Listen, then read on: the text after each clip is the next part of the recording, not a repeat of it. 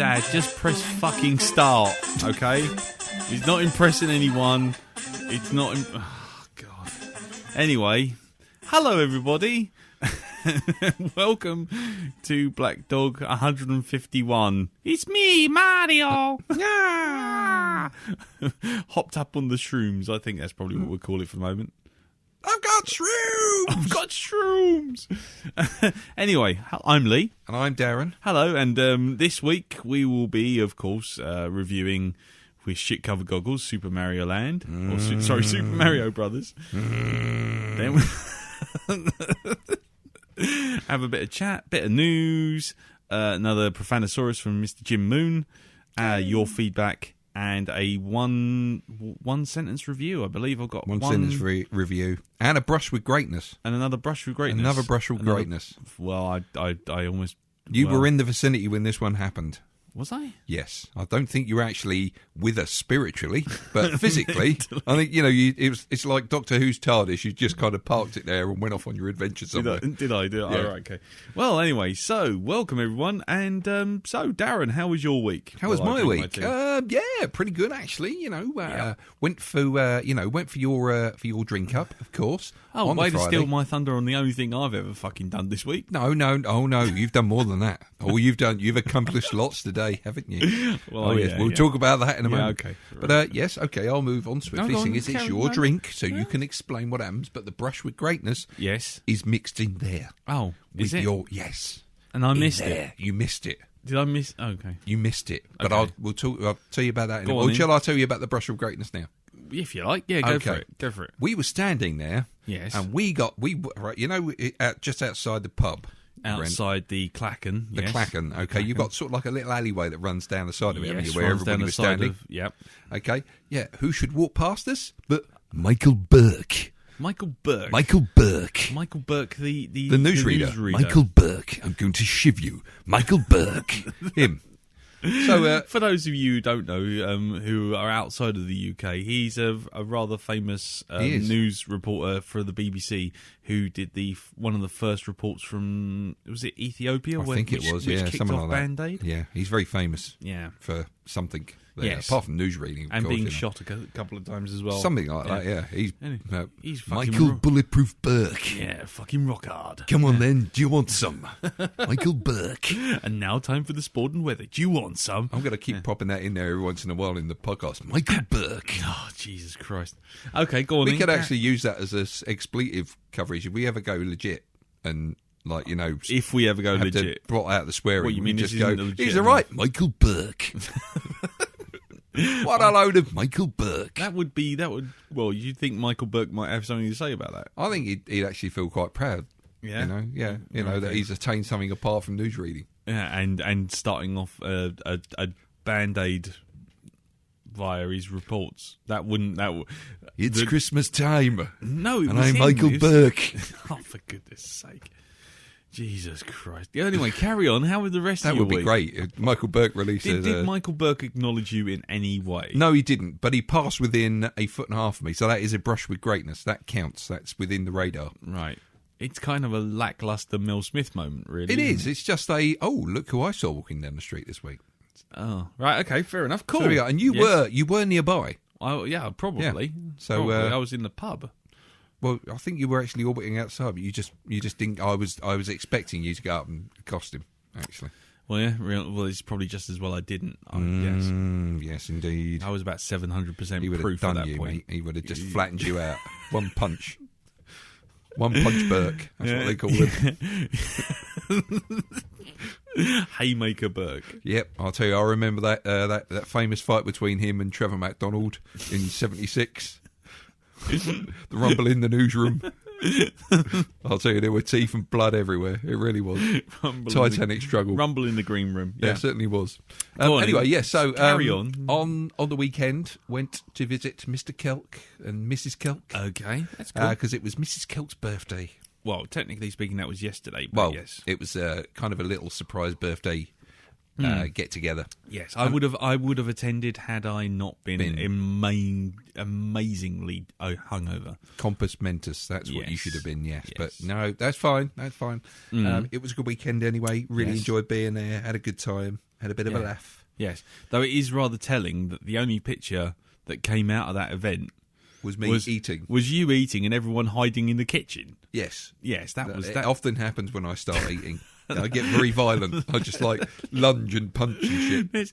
There's Amanda and Elton and I Looking think, worriedly on. looking worriedly on, and I think I can almost see. I think it's Pete in the background behind that, just hiding. just all hiding in the kitchen while you just scoff all their wares like a plague of locusts. Yeah. Well, I thought I might actually break it into a major fit of violence. That's why Tracy took the picture as a sort of like a before for the insurance company to say, look, before he started eating. Yeah, before he got the beef sweats. Exactly, that was it. Before he started lunging at everybody, it looked quite normal in our kitchen.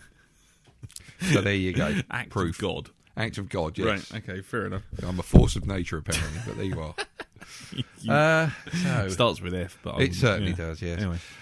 What else? Let's see. 2 games this week. Of course, we have Dishonored, which I started playing, which I have to say is the modern day equivalent of Thief. I think the Thief series definitely go along with that with the knocking spiritual out successor. And yeah, I think so. Very good as well. I'm really enjoying it. It's a beautifully realised world as well. It's great. Lots of stuff, in there. I did go for a second playthrough, but it just wasn't varied enough. So while it was kind of interesting to kind of zoom around the landscape and everything, it wasn't. The difference in sort of action wasn't enough to make it the second playthrough worthwhile. But it is a good game. I have to say, did enjoy it. Just so if anybody wants to play it, just to let you know the story, it's about it's set in a world that's parallel to ours. That's kind of got it's a very steampunk world. Yeah, it's like a China medieval kind of affair. It's kind of like new weird. So everything's run by these families, and the whole place is fueled by whale oil. Yeah, stuff like that. The whales themselves are like massive, like leviathans and massive, especially when you see those ships, like the stuff going on. There's lots of stuff going on in the background when you play the game. If you ever look, like you'll see like the trawlers carrying these massive fucking whales, and they are enormous. So you see those going off in the game. There's some nice little touches. I mean, basically in the game, you are the Empress's protector. Yes. But what happens is you get double crossed and you get framed for murder. And so what happens is you hook up eventually with the Resistance, and they are trying to help you to help them get the daughter of the Empress on the throne, so that she can rule and get rid of the evil bloke who's plotted to take over. But all is not as it seems. No, all is not as it seems. But I'm shush. Anyway, Yes, I can't say any more than that. and the second game, of course, is the newer one, the BioShock Infinite game, which probably shares quite a bit with Dishonored when you think about it. It does. The world isn't as I'd say it's not as well, I mean, it has got the steampunk thing going on there as well. It's all set in 1912. It's all about floating cities and stuff like this. It's very much sort of like the Confederacy, basically, isn't it? That sort of thing. Yeah. And basically, you play a man who's got himself into a whole shed load of debt, and he gets given a mission to try and cancel out that debt by going into this cloud city and actually getting this girl and bringing them back to these people. And that's all you know to begin with. That's all I know, because that's as far as I've got. Indeed. You do get special powers, these things called vigors. When you drink them, they kind of give you these abilities. There's quite a cinematic sort of transformation scene when you first drink them. You see your hands all go funny. Like BioShock? Yeah, like BioShock, like the original. Although I have to say, I do miss the puzzles about things like... when you try and take over machinery like machine guns, and you actually rewire them. You don't get that in this. You can, you do have a vigor that will actually make them come over to your side for a while, but you can't permanently fix it so that they're actually on your side. So it takes that away. There's none of that nice little slide puzzle that they used to have for fixing the guns. You don't get any of that now. Right. It's kind of more action orientated, I think. I did find though that even though the vigors that you get about 6 of them, I think 6 or 8 of them in total. There's one that I used constantly. And it's basically like, well, maybe they should have either not put this in here or not made it so useful. Then I would have really enjoyed. That's like Dishonored. That's like Tomb Raider. Once you get, there's like 1 or 2 power ups that once you get those, either by accident early on or by design later on, you know, once you get them, the rest of the game just goes, right, fine, I'm not going to be a challenge anymore. Yeah. With Dishonored especially, it's the time warp. Have you got that yet?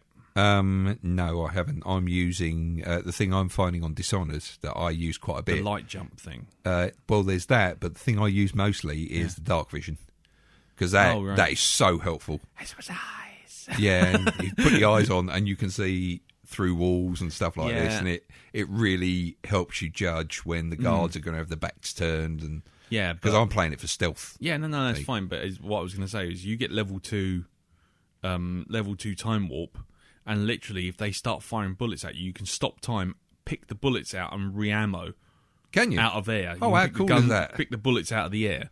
And it's like, you will never run out of bullets. You will never be seen, because you just stop time. You walk all around them. You shiv them. You walk off. You pick them up. You dump them in a bin. All their friends are just like, oh, 1 minute he's there. Next minute he's gone. Where's he gone? Exactly. And if you combine that with the rats control, then basically you can get the rats to actually eat the corpses, and then... Oh, yes, of course, because that's quite graphic as well. When they, if you leave a dead body lying around for too long, then the rats suddenly descend on it and just eat the crap out of it. Yeah, if you get the rat control as well... Oh, you can send them in. You can send them in to clear up behind you, so you never get detected. Excellent. So there you go. Oh, just a little tip from the top, but it's well worth storing those up. I think so. But anyway, back to BioShock. I'm getting near the end of it. And as much as it's been a fantastic game, it's beautiful to look at, and the gameplay is fantastic in it, it's now got to that point where it's going to be, I flip a coin, and do I swap it without finishing it, or do I carry on and try and figure out how to complete this one? I think it's kind of like the final toe-to-toe thing, because, how can I say, it takes everything you've had in the game, it chucks it at you, and then it gives you a bit more, and it's like, oh no, why would you do this? Why would you do this now? It's kind of like a learning curve of, I imagine your learning curve is like about, it goes up a couple of degrees as it gets higher and higher. All of a sudden you hit a vertical climb. Oh, you mean like Deus Ex Human Revolution, the boss battles? Yeah, it's where kind you of sort of like you designed that. yourself for stealth, and you walk into a guy who's a walking tank, and you need to have had all your weapons upgrades instead of stealth upgrades, and so you basically fucking die. You do get a little bit of help on that level, but it's trying to figure out how to use that help and use it effectively, and I think that's basically what I've got to do. I think I was a bit titsed off with it, because it's you can get so far in it, and I think I got almost to the end, and then I got killed, and then I had to start the whole battle all over again. including cutscenes.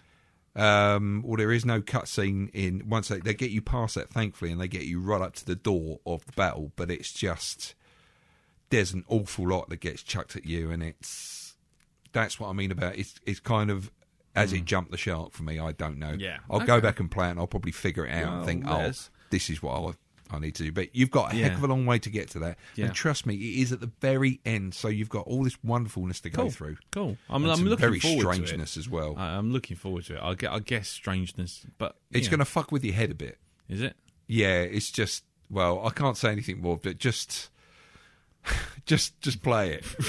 It's quite. It can be quite a complicated storyline, I think. Okay. Because you're trying to concentrate on a battle, and then you've got this quite heavy story playing along with it. Oh right. Okay. And it's like, but da-da-da twist and da-da-da twist, and you're trying to file all this together. And with the amount you're going to play it, I don't. You may remember every point, but you may forget some of it along the way. It depends how my weeks start to pan out. Yes. Yeah. So, anything else? I think that's about it on the game front. Yeah. Although I may start getting back into Skyrim again. Yeah. Yeah, because I've now seen that the expansion packs have come right down to half price. And has Pete been eulogising it? No.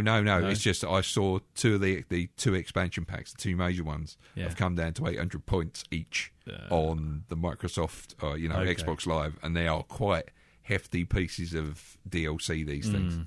So yes, I'm desperately trying to get some points before the sale goes off. So it's like, get the points.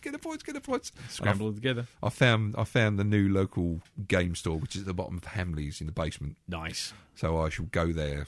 Hopefully pick up a copy of XCOM as well when I go back there. Yes. Good. Yes. Very good, that is. Anyway, sorry. Coming out of that. Welcome to the Gamescast. Yeah, welcome to the Gamescast.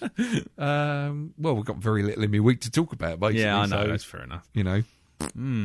A lot of Mass Effect multiplayer as well. Oh, yes, that's what we have been doing. We have been doing a lot of that. We've been really kind of giving it a bit of a spanking, that one. We have been giving that a spanking. That's been quite good, though. It has been fun, yes. And now I've actually got a character that's got a decent power-up as well that actually does stuff. The soldier is the way forward for me, I think. Yes, brute force and ignorance. Exactly. Concussion shot, take that. There you go. And put my weight down to literally 0 so that it keeps constantly recharging. Which all means absolutely nothing to anyone who's never played the game. Except maybe Jen Williams. Yes. No, I don't think she's played multiplayer, and I don't think she listens to the cast. She's played multiplayer with me, because it was the first time when we got Mass Effect 3, we tried it out. Yeah. And then, and it was kind of like, well, this is okay. And then Andy got online, and look, I've been doing this for quite a while. Bang. Do this. And that's where suddenly my character went up in levels. No, Matt's been our one, hasn't he? Well, for now, but to begin with, it was Mr. Policides. Okay. Yes. Okay. Yes, but anyway. Cool. You don't want to know this. No, it's all getting a bit weird, isn't it? We're going off on a tangent now. No, us? Yeah, what? So what about you, Mr. Metcalf? I've been throwing myself at everything to keep myself busy, because I can now say that I am now redundant. I can actually say this now. I could have told you that ages ago. Yeah, thanks very fucking much. That's all right, man. How's your audio mixing working out? Is that good? Are you suddenly faded out? You can't. There you go. Oh, there you go. You're back. You're so funny. You're so funny. It's amazing. Yeah. You're so funny. Yes. I control the horizontal and the vertical. And you got anything to say, Dal? there you go. Fuck you, Serling. Fuck you. I love this mixing deck. Anyway, so the first 24 hours after being made redundant was kind of a bit weird. Firstly, because of the massive hangover that I sort of had, and then it just vanished. It was really weird. It was like suddenly my body just went, right, flush, be gone, and so it was all gone. I have to say that the leaving thing was a mixed bag. I think is probably the best way to put it. Because it was kind of weird. Basically, you think after 12 years,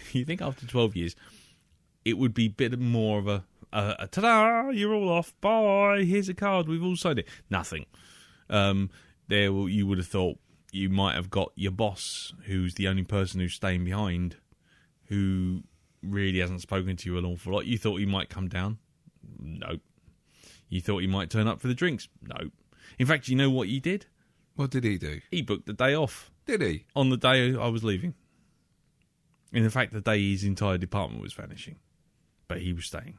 So he booked the day off. Oh, right. That's handy. Was it a bit like when he actually revealed this to his staff, was it a bit like a Ricky Gervais moment in The Office? When he goes, no, because we haven't seen him. Bad news and some good news. The bad news is you're all fired. The good news is I've got a promotion. Yeah, I've got a day off. Yeah, every cloud. Yeah, exactly, and all that. Anyway, so it was a bit weird because obviously there were so many people leaving, and there was 2 or 3 events popped around the sort of area, and so people were flitting between all of them, which was kind of a bit of a pisser, because then what would happen is they'd run into other people, they'd stop there and not come back, so you get lots of people coming in and going, hi, how you doing, how's things going, and then they just fuck off, and then you're like, oh right, okay. And then basically I was getting more and more drunk and more yes you were sullen and a bit more grumpy, and so I'm saying this now. I'm saying this on the cast, and I know this is going to sound like a bit of a cunt, but basically, no more than a few of the people that were in that pub. But there we go. Yeah, there was quite a few. Oh God, there was. But the funniest, the funniest bit was, I think the straw that broke the camel's back. Yeah, and I apologise now. Was basically no, because I came out and I was like, okay, I've run into 5 people. Every single one of them said, oh, we'll see you in a second. We're just going off to see so-and-so and so-and-so. And they all fucked off. And I got a kind of sense they weren't coming back because there was a couple of other people who were sort of following after them, sort of thing. And then I know the sort of interaction, which meant these people knew these people, which meant it would be more of a thing for them than, because they've only got passing acquaintances with me. But it still felt like one of these things, sort of like, make fuss of me! I've been here the longest! And then I came out, and you turned around to me and you went, I'm going. I'm like, what? And you're like, I'm gonna go get a hamburger. I'm like, you're gonna go get a hamburger. We're leaving. That was it. I said, and then I didn't say I was coming back though. That was it. I just told you I'm leaving. I'm going to get a burger. Exactly. It's like fucking 9:30 or something. You're fucking off for a burger, and it's like, and I'm taking Matt with me. Matt's coming off with me to get a burger. He wanted to go for a burger. You cunts. What? You were off with all your bloody arty mates. There we are, freezing our knackers off, and it was cold. Oh, it was absolutely. And we couldn't go inside because there were too many cunts in that pub. I'm sorry, but there were. Yeah. And Laura ran into one of them as well. Yeah. And it's kind of like she's just trying to get by someone. Yeah. And she said to her, oh, I'm really sorry. I'm just trying to get by. And the Yeah. bloke said, yeah, I wish you would. It's like, fuck you, you twat. Oh, I wish you'd pointed it out because I would have probably had a word. But... So would I. I wish you'd fucking pointed it out. She said, no, he's in there somewhere. I can't see him there. But it's like, well, there you go. It's a pub full of media cunts. Well, and he's the king of it. He's the mayor of Cunt Town. Yeah. What's really funny, there was a guy I know from online who said he was going to come up for the drink, and he did. Bless him. He came all the way up from fucking Bournemouth, or was it Portsmouth? I can't remember. So I apologise, Tim, if you're listening. But Tim came up. Tim Meredith, his name is, and he works for a company called 22 Cans, which is with Peter Molyneux. Yeah. So he does all this animation stuff with them. So it was really cool, and I thought, I'm really sort of touched that he came up, and it's quite funny because just at the beginning, when the pub was fairly empty, but it was still quite crowded, and he's going, see how this pub is now? See how crowded this is now? And I'm like, yeah. And he goes, this is what the whole of London feels like to me all the time. So he was like having a proper sort of agoraphobic, claustrophobic reaction to the whole thing. The fact that he even turned up was amazing. So that was cool. Yeah. But so there was good moments, but there were bits where it's just like, I just thought, just one person take notice. Just take notice that I've been here. I actually thought you were doing really well. I thought, oh, look at him, he's encased in love. There we go. No, I'll leave. No, it was media wanker moments. It was lots of people walking past and going, oh, hi, and then how are you doing? What's going on? What's going on next? AKA, could I get a job out of this by sort of keeping in touch? And it was like a bit of that kind of, well, at least that's how I felt. And then there was a couple of people that I really wanted to come along, and one of them sent a text saying, I would be along, but I'm in the other pub, and people keep buying me drinks. And then someone else came along and went, oh, I'm going to go home, but, I had to come in and say hi and, buy you a drink and all this sort of thing. I'm like, right, fine, okay, no worries. I don't mind if you're just stopping by. How many times have I done that myself, Yeah. And then when I finally did the sullen, well, that's it, 2 fingers up to this, I'm fucking going, because this is just, all I'm doing is just standing like a cunt, sort of attaching myself to conversations, and I don't really want to do that. So I just made me excuses, said goodbye, fucked off, walked past the White Horse pub, which was the other pub that we were supposed to have the event at. Yeah. And obviously there were no Turner people there because they were at a different pub, except for the ones that said they were going home. And it was just like, that just kind of summed the entire event. Did you just walk in and go, all right, folks, I'll see you later because I'm going home? No, I just walked past them, waved at them, and that was it. Because they were outside, and they didn't even bother going inside. They were outside. And that just kind of summed the whole fucking thing up for me. It was like, everyone was your friend, but it didn't really matter to anyone. And it was a bit of a sting, because it's like fucking, well, I've been in work since I was 15, so it was kind of a big deal to be out of work. God, this is turning into a bit of a fucking downer, isn't it? But anyway, and just to find that, it was just to find everyone sort of turning up, making the media wanker gestures, and then fucking off, was kind of a bit, well, it stung, and then it just like got fucking insulting, and I just thought, you know what, bollocks to this. So, yeah, so people who were there, nice to see you, but, let's be honest, you weren't really there for me. You were there for just the free fucking drinks, because there was a couple of bosses floating about. Not my boss, mind you, because he fucking had a day off. Can I just say congratulations as well to the bloke who was chatting the girl up outside the men's toilets. Right, great place to chat up a girl. It's like, of all the places you could have fucking stood, you stood in the fucking passageway outside the fucking toilet in the bottleneck. So, I thought, that was a real great fashion fucking statement you made with the pointy fucking woolly hat on and a T-shirt. What? Why wear a woolly hat if you're going to wear a T-shirt? Why not put the coat on with it? I don't know. Fucking hipster twat. Welcome to Soho. There were an awful lot of short-haired, bearded, stripy T-shirt wearing, arse round the fucking ankles type of people in there. And it just got my goat. I'm sorry. I took one look at that lot. Yeah. And I thought, these are all my least favourite kinds of people. I know you shouldn't judge a book by its cover. Do you know what's really amusing? What's really amusing? We took over 50% of that pub, so I spent 12 years with most of them. Did you? Well, I say 12 years. Most of them came in after. How the fuck did you do that without Why going, do you God think bless I America am the man? on them? Why do you think I am the man I am? Why do you think I'm a twisted individual? I'm fucked up. Anyway, so on the Friday, after recovering, we took the kids to the Golden Hind. So we had a little trip around that. That was quite cool. Really good fun. Golden Hind, right? Yeah. I was actually there when they opened that up. They dug it up because I was in the school, Deptford Park, down the road from there.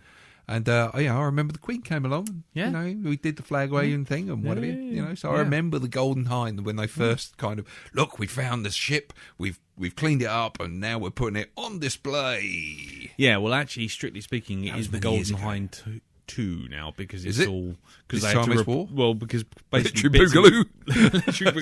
Yeah, because it was all falling apart. Well, if you see it, it was a bit of a shape. It's like a rotten wooden frame. It was. Yeah. So this is it then. Yeah. So that's what they did. They basically restored it. They restored it with new parts, but kept the shape. Is that a bit like saying, I've had this broom for 14 years. It's had different handles and different heads, but it's the same broom. Yeah, what it represents. Yeah, exactly. It's the so same it's sort not. of thing. It's not the same thing. They just got rid of all the rotten stuff and they just made a completely new fucking boat. Yes, pretty much. Anyway, so that was good fun. Then had had the Easter family row, which was always good. Excellent. Go around Mum and Dad's house for the Easter roast and all that sort of thing. That's lovely. And then basically it turns into a fight. Pretty much standard. And then today, yesterday we went swanning about London. Went to help my supply teacher's magic, which Sorry, they went to see what? It's a kids show. It's a kids show. Oh, okay. But the lady magician's quite nice. Really? Yeah. If you get a chance to look her up, her name's Catherine. Did she help supply teacher's magic? Did she perform that famous trick? The Conroe wobbly hides the helmet. That one. Well, no? I wouldn't say no. Oh, I bet. Hold on. Let's just show you, shall we? Okay. There will now be a short intermission. Albatross! Albatross! Albatross! Albatross!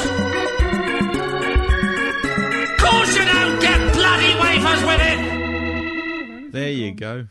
What do you think? She's all right. There you go. Yes. Well, anyway. I never had a supply teacher that looked like that. What's going on there? I don't know, but I wish I did. Anyway, no. So that was good fun. It was, one for the dads. There you go. And then Katie and Lisa got to meet them all outside afterwards as well, because Really? the three supply teacher magics got out there and they were signing things. Yeah, so it was good. Very good. Did you go and get an autograph? I did. Sign my pants. I didn't. Yeah. Yes, I'm redundant though. Can you make something disappear for me? Oh. Anyway. Are you any good with balls? Dirty old pervert. Right. Sorry, I'm just trying to think of a suggestive magic come online. What? Not literally. Anyway, so today, Yep. my entire plan was to basically sit at home. Kids are going out. Carol's going out with them, and sit and play BioShock Infinite and drink tea and maybe Hoover. That was it. That was my entire day planned out. Wow. So I'm adjusting well to this redundancy lark. Certainly have. And then Carol said, well, while you're sitting here, why don't you go down to the hire shop and get yourself a steamer? I'll tell you what, I would hate for you to have 2 seconds to yourself, so why don't you get out and just do shit, okay? Yeah. Fix stuff. Fix stuff. Yeah, you. do things. Yes. And so I did. I went to the hire shop and I got myself an industrial steamer to basically blast the wallpaper off the walls in this living room, which, as you can see, If you're 2 hours. Could you see that, Darren? No, that's lovely. If you're going to have to do some kind of work, then I think you should make it as man-friendly as possible. Exactly. You need an industrial steamer. I did get an industrial steamer. I'll show you it later on. It's like a big steel box with a big steel box that detaches from it, and it goes, and it's basically blasts steam out. It's fucking great. The one thing I didn't know about it is that basically with industrial steamers, it produces industrial amounts of steam, which I guess I could have guessed, but the problem was I'm sticking it on the wallpaper and I'm going, and the fucking wallpaper doesn't even need a scraper. It's just falling off. Yep, you just look at it and it folds. Yeah. Anyway, so the thing is, one thing they give you is they give you a roller, right? Mm-hmm. And the roller's got like spikes in it. It's like a fucking mace. Yeah. Right. And the idea is you roll that over the wallpaper to start with. Yeah. That way, when you put the steamer on, it blasts steam through the holes. Right, okay. Yeah. So, anyway, as you may notice, not that the people in the podcast can see this, but my shoes are not on. I took my shoes off. Okay. So, I've rolled this fucking spiky thing all over the place. And that's that. So that's cool. Anyway, I've gone and put the steamer on, and it's going, and I'm like, yeah, come off. And I'm listening to Sean and Melissa on the question. So I'm listening to that, and it's... Anyway, then my dad calls up, right?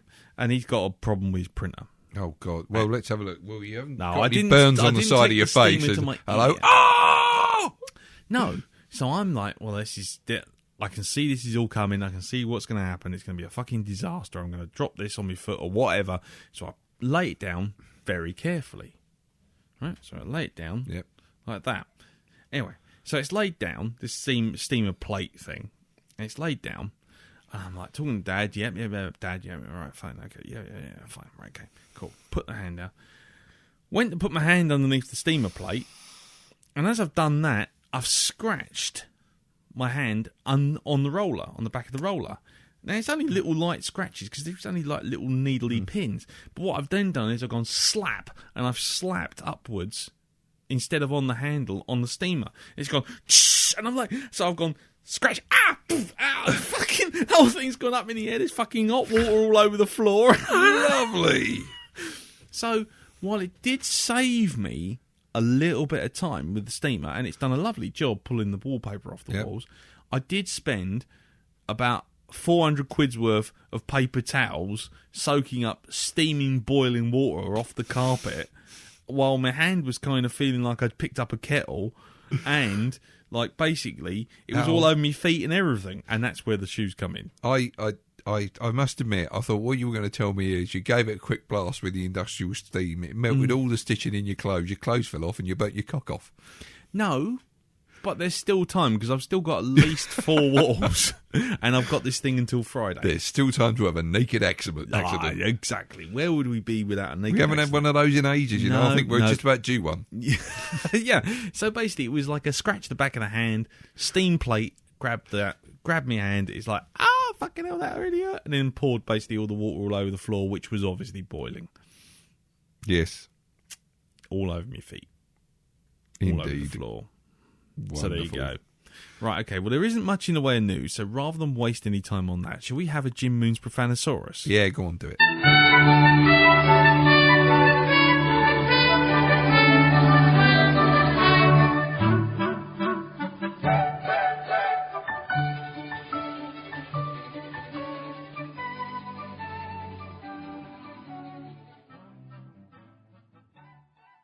Dalek, a species of homicidal, genocidal, and xenophobic cyborgs that hail from the planet Skaro, whose one ambition is to exterminate all other life forms in the galaxy. Alternatively, a sex act involving a sink plunger and egg whisk, which at best will leave you having trouble walking upstairs afterwards, and at worst, exterminate any chance you have of having children.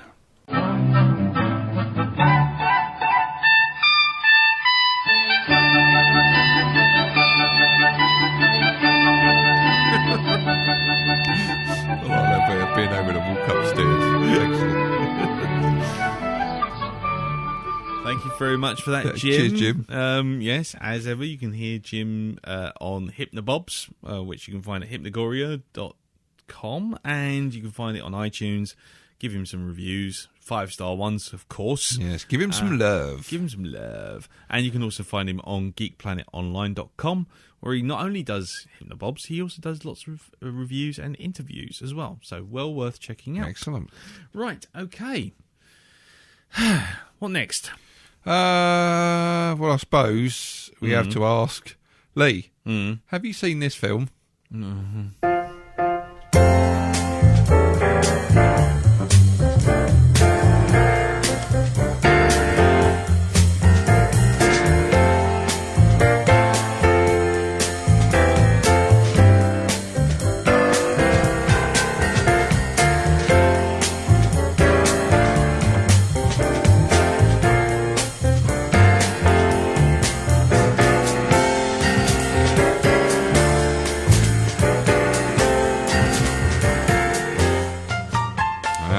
Yes. So it's now, a regular feature, the one-sentence review, where you, the public, get to ask Mr. Medcalf to be concise about the review of a movie that you may not have seen, and you're just wondering, what it's like. But, being the MTV generation, maybe you haven't got that sort of attention span that you want to go into an in-depth review. So enjoying this week we have a one sentence review suggestion from a Mr. Sean McGowan of New York. Of the Question Podcast. Yes, he's got a backup one as well, just in case you haven't seen this movie. Right. So if you've not seen this one I'm about to mention, we can go to the other one, which I know you have seen. Oh God. So this week's one sentence review is for M. Shamalama Ding Dong's The Lady in the Water. Have you seen this film? Yes. You have. Okay, in which case you have 30 seconds to come up with a one sentence review starting from now. That's the Bryce Dallas Howard one. That's right. I think it is. Yeah. Swimming pool shit. Yes, that's right. That's the only help I can give you, I'm afraid. It's going to be quite a treat for me because I've never seen this film, so it's going to be a recommendation for it, Tammy. Okay, do I have to show me workings out? No, you've done your workings out. Fair Go enough. for it. M. Night Shyamalama Ding Dong's grim fairy tale about water nymphomania.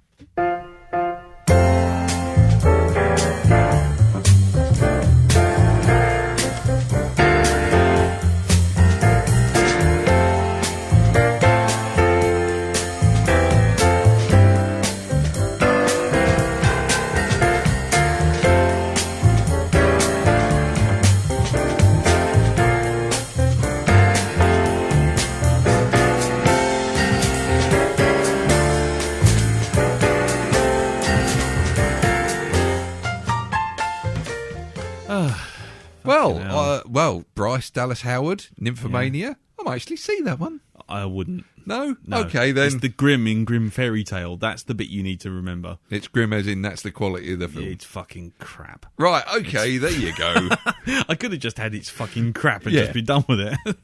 Fucking crap pool cleaning. Crap. It's really terrible. Oh, man. That's fucking awful film. Anyway. Yes. If you want to send any more one-word reviews, one-line reviews, then send them into blackdog@geekplanetonline.com and do mark them for Darren's eyes only. And if possible, try and put a couple of spaces or stars or something in the front so I don't see any previews on my iPad. Yeah. Right. Okay. Well, I guess it's time to move on to the main event. But to celebrate this dawning new age of me being fucking redundant and 150 episodes past, we had to get a new jingle out, didn't we? Oh, so right. Yes, we did. So we're going to have shit cover goggles, and if you would indulge us just once, because there will be a cut down version, here is the full length version of the new shit cover goggles jingle. Take it away, Mr. Diamond.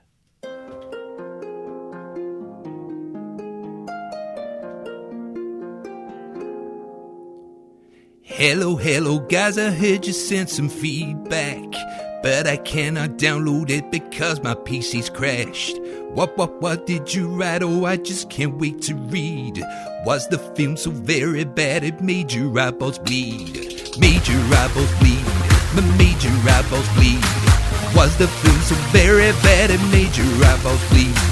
Just a second, watch this crappy movie in my hand.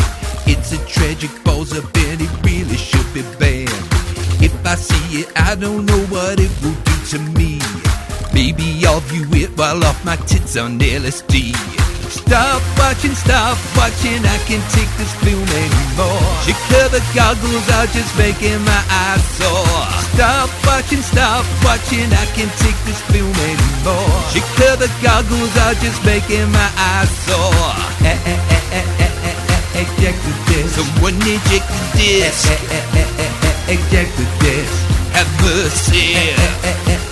Eject the disc. Someone eject the disc. Eject the damn disc. Well, Well, me just croak cause the remote's broke, so I can't even hit the stop button. And I crap for a list cause the film is a mess, and I can't even hit the stop button. Well, me just croak cause the remote's broke, so I can't even hit the stop button. And I crap for a list cause the film is a mess, and I can't even hit the stop button. Keep watching the clock up on the wall, make this film go faster. Make it in no faster, credits roll no faster. Should've left it in the case this movie's a disaster. Directors are right faster, lowering my standard. Never liked it, but I have to watch it all again. A second viewing's torture and will cause me so much pain. I could be on the Xbox, I can hear it calling me, but I won't be playing because I'll be watching. Because I'm watching.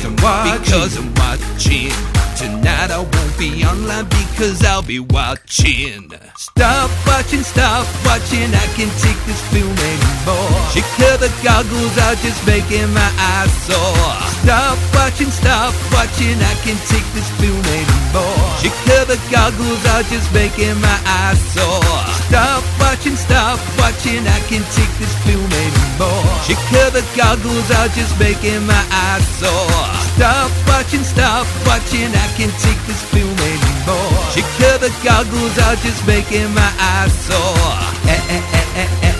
Eject the disc. Someone eject the disc. Eject the disc. Have mercy.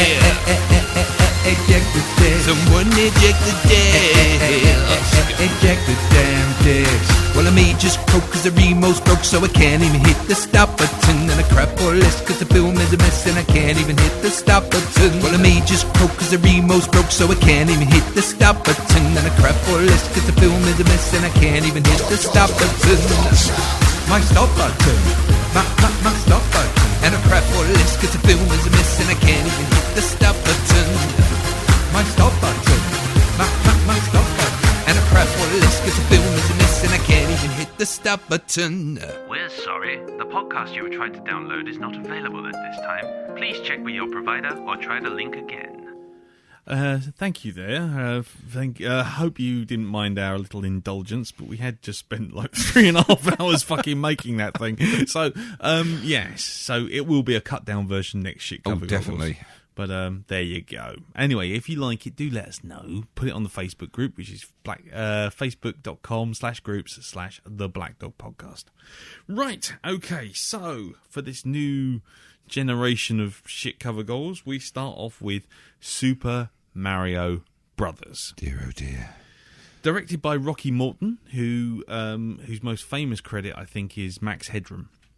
Oh, right. He directed the miniseries. Oh, right. I see. Yep. Certain things fall into place now. Yep.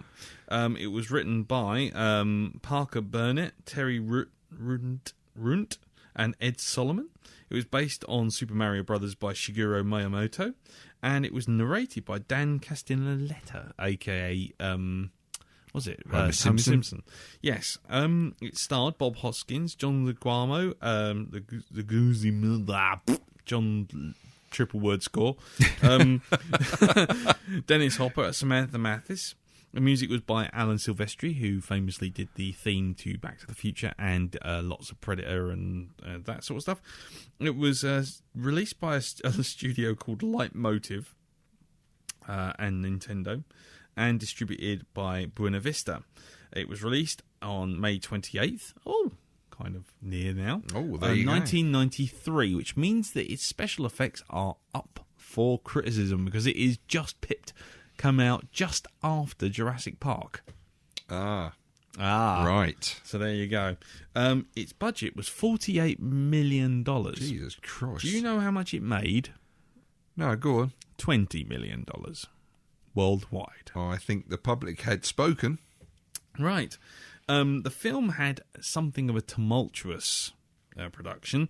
Bob Hoskins famously broke his hand, or his finger, I think it was, Ow! while doing one of the stunts in the van.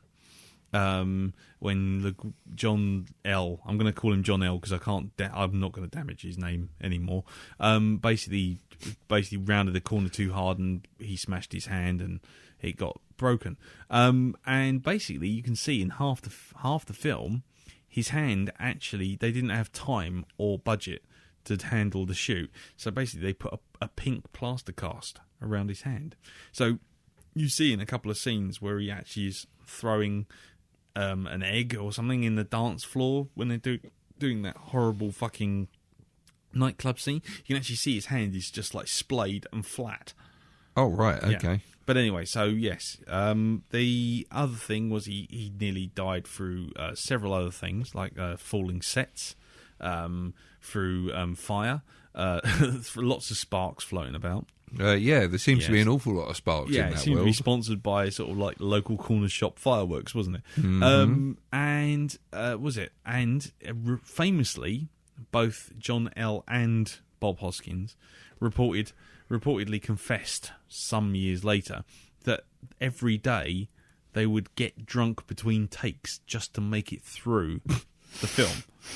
Jesus. Hoskins famously took the part for the money, specifically for the money, right, and didn't know it was based on a video game until several months into the shoot when his son actually confessed it and said, "Oh, what are you working on?" And he told him, and he said, "Oh, that's a video game," and then showed him. Dennis Hopper disowned the film, said it was one of the most appalling things he's ever done. Hoskins pretty much did the same, and John Leguinam, fucking hell, I'm just going to call him John. Yep. Where is it? There was a thing where he turned around. Oh yeah. John admitted in 2007 that he disliked his role as Luigi and expressed dissatisfaction with the film's direction. He also said in his biography that he and Bob Hoskins didn't enjoy working on the film and frequently got drunk. There was another thing where he was saying, oh God, I wish I could find the quote now. Oh, I'm sure I can find it somewhere else. Flesh coloured podcast. They used to get drunk. Oh yeah, they nearly got stabbed 4 times, electrocuted, nearly drowned. Leguizamo actually said that the director got so annoyed and was so fucking off his nut that at one point, because he didn't like the costume on an extra, he walked up to the extra and literally poured boiling hot coffee over the guy's head. The film was having its script rewritten literally on the day of the shoot, and so there was actually moments where scripts were being rewritten while sets were being built, and stuff was basically completely unfinished. In fact, some scenes would actually change mid-shoot. Christ almighty. So the film just had no direction whatsoever. Apparently, what's it? The guy was the director again. Rocky Morton brought on his wife Annabelle Jankel to work on the film as well, and they would just like huddle in a corner, make some shit up, and change the script on the day. The whole thing was filmed in a cement works. I can't remember where it was, outside of Pinewood, I suspect, but. Yeah. But again, famously, Shigeru Miyamoto and Nintendo were expecting a kid-friendly film and not a deep, dark descent into madness and some kind of weird fireworks hell. But there you go. The film absolutely got a complete fucking slating. Rotten Tomatoes reports that it has 13% rating. Gene Sisco of the Chicago Tribune and Roger Ebert of Chicago Sun-Times gave the film 2 thumbs down and said it was on the list of one of their worst films of 1993. Michael Wilmington disapproved of the film's script and says, it was a complete pile of shit, basically. Game Trailers Countdown of the Worst Video Games of All Time reviews this film and says it is a dark stain on the film that it still carries over on the genre today. It was the first ever video game movie. It was? Yes. Or the first ever film based on a video game license. Right, okay. Just trying to find something else. Bob Hoskins confessed to The Guardian in an interview once that the whole experience was a nightmare. and he actually and was asked what was the worst job you ever done. He said Super Mario Brothers. What was your biggest disappointment? He said Super Mario Brothers. And he said, if you could edit out your past, what would you change? And he went Super Mario Brothers. So he wasn't terribly keen. Dennis Hopper actually said it was a nightmare. Very honestly, that movie was just a husband and wife directing team who were both control freaks and wouldn't talk to anyone before they made decisions. Anyway, I was supposed to go down there for 5 weeks. I was there for 17, and it was already over budget. There you go. So, there is probably a lot more I could say about the film. I will probably chip in with some stuff later. But, Darren. Oh, yeah, the other one, it also features a bloody cameo from Lance Henriksen, who was in it for approximately 13 seconds. But anyway, Darren, what did you think? Well, just carrying on from the Lance Hendrickson comment there, unfortunately, he probably thought, oh, yeah, Sean Connery, Robin Hood, I'll have a bit of that. Turns up at the end of Super Mario Brothers. What a load of old shit. Yeah, I don't know. Anyway. So, go on. Super Mario Brothers. Yes. It's a bit of a mess of a film, this one. I mean, yes. Very much so. A bit of a mess. Yeah. I will say this. It had absolutely no emotional impact on me whatsoever. Really? It really was just like a glass of water. It just... meh. It's just... Really? It just didn't... Yeah, nothing. It didn't make me angry. It didn't make me happy. I just felt nothing watching this film. Absolutely nothing at all. Oh, man. It was really? like as if all my emotions just switched off. It was just... that was it. I went dead inside just watching it. Yeah. So, okay. Kind of in link with the whole in the flesh thing we were talking about here, Yeah, exactly, yeah. It just doesn't know what it wants to be. It's trying to be action-packed, but it kind of... I don't know, it kind of fails. The effects in it are a bit wobbly. A bit wobbly? It's just... Yeah, the story is not exactly brilliant. No, the story's shit because they're making it up on the fly. They're making it up on the fly. It's just kind of like, why bother going through the whole thing of trying to merge the two worlds when you could just go through the portal with your army and just come out in New York? Just build it up that way. Why not do that? Yeah, Shut up, that's why. It's already there. Well, I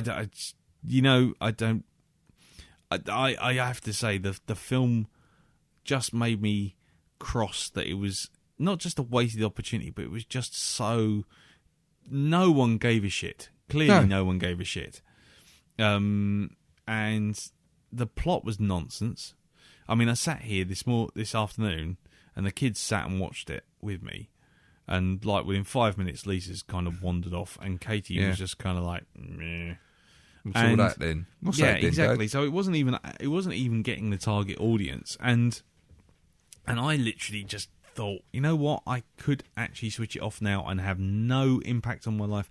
But I tell you what, it just made me more and more cross because I just sat there thinking, this fucking film was supposedly like the start of it just felt like someone had written a story and then decided that what they were going to do was try and sell it off the back of a title. Yeah. So they got the Super Mario Brothers thing in there. But it was just...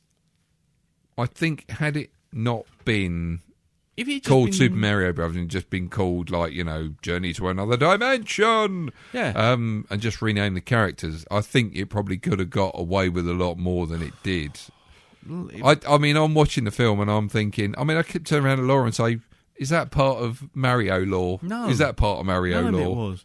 I mean, the closest you got to Mario lore was the whole thing about the bad guy being called Koopa. Yeah. When he actually only started to look like Koopa, the game character, right at the very end when they devolve him into that Tyrannosaurus blob thing. But even then, he's not a Tyrannosaurus in the game. He's got a shell on his fucking back. Yeah, well, he's like a mutant. It's cross between a turtle and a crocodile. That's like nitpicking in a fucking bucket of nits. I mean, there is just There is shooting fish in a barrel, mate. There's so much wrong with this. It's not even funny.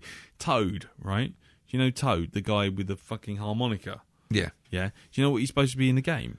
He's a little mushroom geezer. He's a little geezer with a big mushroom head. Is that him? Yeah, and he's called Toad. In this one, he's a fucking indie rocker who gets turned into A Goomba.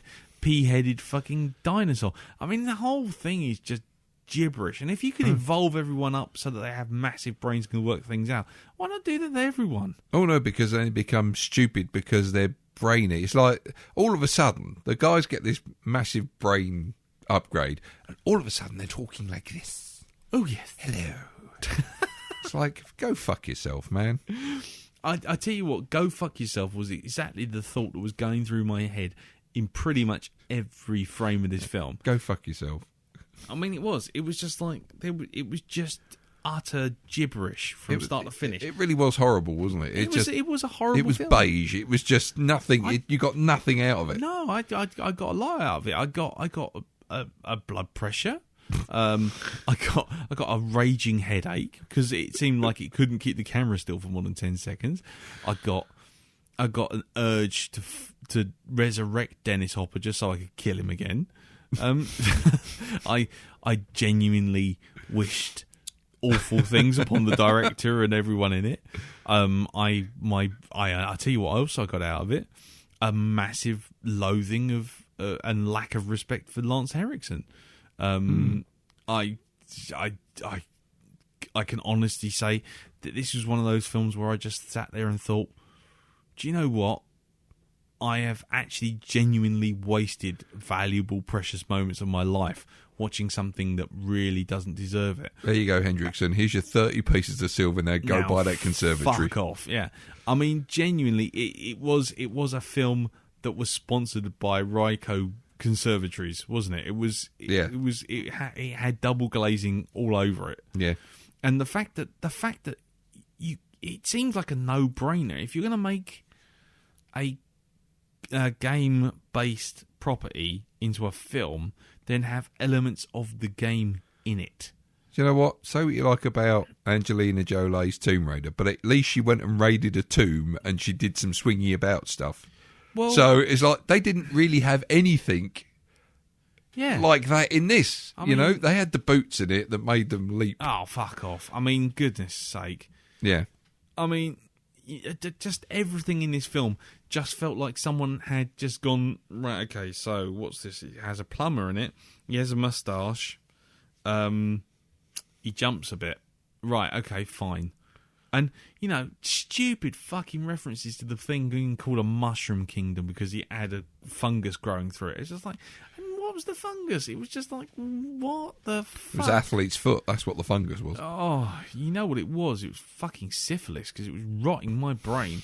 And then on top of all of that, you got all this stupid shit like, oh, we've got a princess and she's got a shard, and if she puts the shard into up her ass. Yeah, if she puts the shard up her ass and plugs into into an asteroid, then she'll be able to open a massive dimensional portal and the world will merge. Really? Do asteroids do that nowadays? I mean, I want to know, by the way, why was it so dark there as well? What was it? It's like, there was no daylight or anything in any of that movie, while they were in the other world. No. Why was it so dark? I don't know, because the director liked that Wild Boys set that he basically bought off the Duran Duran. I mean, it was just... And what was that? It was just like crap about things just bumping into things. It was like every car smashed into every car for no reason and just because. Well, there was that one that flew through the air and landed in the skip for no reason whatsoever. For absolutely no reason. And that indicative of that whole thing of like, right, okay, we're going to film a scene now. What's the script? We've just written it now. And apparently all of the actors gave up actually reading the scripts because the script was pointless. They get a change note on the moment they walked onto the set. So the story just leapt about like a lunatic. And just so fucking annoying. It was really it was annoying. I think that was the thing. It wasn't just shit. It wasn't just badly made. It wasn't self-indulgent and pretentious and trying to make fucking Blade Runner out of a story about a fucking plumber who jumps on mushrooms, right? I mean, come on. You got to really go some to try and make that into Blade Runner in any way, shape, or form, right? Mm-hmm. But they tried, so cunts. And it was just like, okay, so right, but I don't know. I've lost my thread. I've actually lost my thread. I mean, it just seemed like there was no attempt to make it like a brightly coloured Mario thing. It just wasn't there. The whole thing was just nonsense. Yep. The script was nonsense. The direction was fucking awful. Whoever edited it needed to be taken outside and shot in the back of the head, because he or she clearly didn't know when a scene finished. And even when a scene had finished, they didn't know when to cut away or not include something like the pointless fucking guy, the mafia boss. What was he all about? He just turned up, smiled, fucked off. End. That's it. That was his entire point. You could have cut him out and the film wouldn't have changed one single jot. No. The fucking sparklers, the need to have sparks everywhere. What was that all about? Why was it, if everyone's evolved from dinosaurs, do they all look like humans? Why? What? Why? And if what? And genuinely, it exasperated me at every turn. It was dumb. It was fucking badly written. I mean, this fucking script. All these people have been kidnapped. Right? Okay, fine.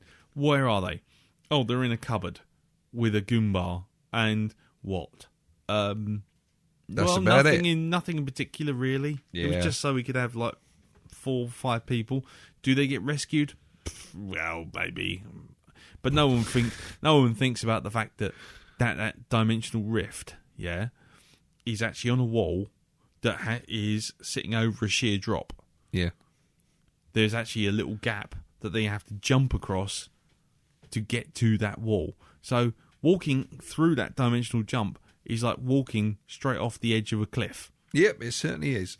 So every single one of those people who walks through that's that, what we were hoping that they would all do in the end. Yeah. Walk off a cliff. And then what? They all rematerialise magically in that same fucking cement block area. And it's just like, and then they stand there and fucking Dennis Hopper's waving a light gun from an NES. Yeah. Right, okay, brilliant. So you got a light bazooka gun from an NES. You're going, Well, there's a Nintendo reference, so... Yeah. I mean, it's just insulting. The whole stupid crap about fucking dancing around in the fucking nightclub. The absolute bollocksy moment of the car chase. What was that all about? Oh, and no one notices a car sitting in another car. Yeah. How they fucking escape and then stick Dennis Hopper in that sort of Total Recall chair and stuff his head up a Jawa sandcrawler, and then he's in there for like 2 seconds and he comes back out. I mean, and don't forget the eye changes. There we are. Yeah. What does that amount to? Fuck all. The whole film amounted to fuck all because it was fucking stupid. It was just dumb, unentertaining, loud, badly cut, badly written, pathetic, awful waste of my time. I genuinely, when I first saw this back in the 90s, I think I was just happy to see a video game translated to a movie. But, using Tomb Raider as an example, and let's be honest, compared to this, Tomb Raider is a fucking masterpiece. Yeah, it is. Right? Compared to this. Well, because firstly, it gets the character right. Mm-hmm. It gets most of the settings right. Yeah. And it gets the general MO of the character and general storyline right. Yeah, it does the whole mansion thing, the servants. Whether or not it's accurate enough for some people, whether or not she's got big enough pointy sort of hexagonal tits is neither here nor there. The fact of the matter is, that is Tomb Raider. Whether it's done right or not whether it's done well or not is another matter. But the thing is, compared to this Mario Brothers, even fucking Mortal Kombat's better than this. Yep, Mortal Kombat. Yep. Yeah. Mortal Kombat. Mortal Wombat.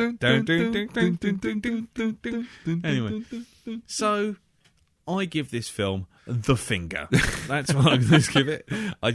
I've got nothing else to put to it. It's just a big fucking hole of shit. I did come away learning a couple of things from this film. Bob Hoskins will do anything for money. Well, that I already knew. Of personal experience. But right. no, we'll dust over that. Your brush with gravy. Exactly. All that moustache tickles, Bob. No, I learned that, that going to a parallel universe, not all the parallel universes require you to have a beard. They just require you to have some sort of spiky clothing on, like the policeman. Okay, a parallel universe policeman apparently have lots of spikes on their arms and stuff because, well, there's evil in it. So, yeah. So the Jean-Paul Gaultier type spiky arm things. Oh, my God. What? That's what this is, isn't it? What's that? This is a prequel to fucking Fifth Element. This film is a prequel I to got a feeling Fifth Element. This was coming. It's not a prequel to Fifth fucking It Element. is. It's not. It is. God's sake. The Filth Elephant is a sequel to this. Yeah. Because, think about it. All the Mandalorians, or whatever they're fucking called, those mandrake donkey-faced, big-lipped twats in that, are all sort of descended from some sort of dinosaur of some kind. They're almost like Goombas, but with big ears. And what's the big villain? What is the big villain in the Fifth Elephant? I mean, a mysterious force from a... Yeah, what is it? It's a big black sphere. Kind of. Yeah. What is it? What does the asteroid look like? This is tenuous. Tenuous link, sir. What was it better writing? I said good day, sir. I said good day. I said good it's day. Better fucking writing than the film, I'll tell you that. Well, yeah. So what's in the ground? Get it down on paper. What does that asteroid look like? What does that asteroid big black look like? Ball. Thank you. Stop it. Thank you. A reality bending ball. A big black reality bending ball. There you go. And as you said yourself, all the bad guys, all wearing Gaultier with spikes. Oh, look, coming off of that, anyway. No, I think I've got something. Jesus I think I've got Christ something. almighty. Super Mario Brothers is the prequel. It fucking well isn't. It is. It is. Oh. And what happens right at the very end? Shut your mouth. What happens right at the end? Princess Daisy turns up and goes, "Oh, you got to come. We got to save us." And why? Because true love conquers all, man. And he's coming after her. Oh, Luigi's going after her. Love. The fifth element thing. What a load of old bullshit. And what do those guys who were... What the Trandashodians or whatever their fucking name is, the ones that turn up at the very beginning... Right, in the fifth element, the beginning, they turn up at the Egyptian temple. Yes. Yeah. What do they look like? They've got massive bodies, little tiny dinosaur-shaped heads. Oh, shut up! Tiny dinosaur-shaped heads. Stop now. You could see the connections. Turn away. Turn around and walk away from it. See the connections, my friend.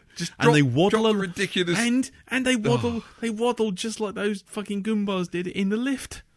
What did the Goombas do? They went waddle from one foot to the other. And what did those Trandashodians do at the fucking in Fifth Element? They waddle along, and they're humming. They're humming just like those fucking Goombas. I'm telling you, man, the Goombas are the Trandashodians and in the fucking Fifth Element. Have you quite finished? No.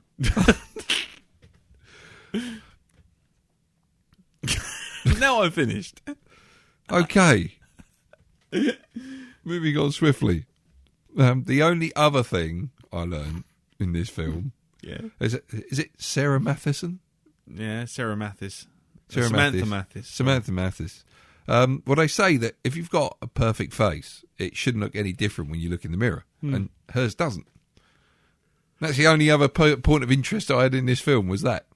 Oh, and the joy of actually hearing a tune at the end of it that I recognised. Rock set one. Oh, God, yeah. I didn't even get past that. As soon as that appeared, I just thought, I don't want that associated in my brain with this film. Well, I actually left the thing running. That was it. I was off doing something else, but then I noticed suddenly there was an after-credit sequence. Is there? Yes, there is. What And happens? it's two blokes from Japan, two businessmen from Japan are in this room and they go, we'd like to make a video game of your life. Oh, the AVP Requiem fucking ending. Oh, Yeah. yes, Miss Utani, here's a gun.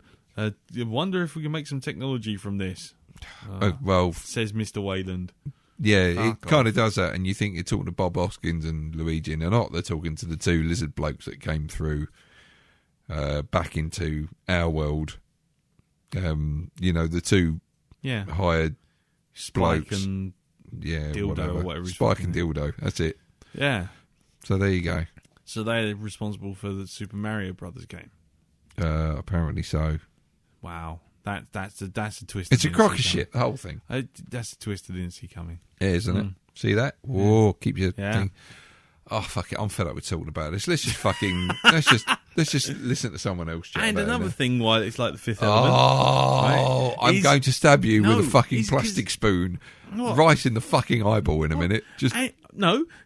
What? And then I'm gonna how- stick a pencil in how your does ear the and I'm bad just guy- gonna whack it from the side. How does one of the bad guys get defeated? He gets defeated because he gets defeated by a bomb. And what happens with Dennis Hopper? He's got a little walkie bomb thing. He thinks it is, and then it doesn't. It ends up with Mario, and so the hero gets the bomb and resets the bomb.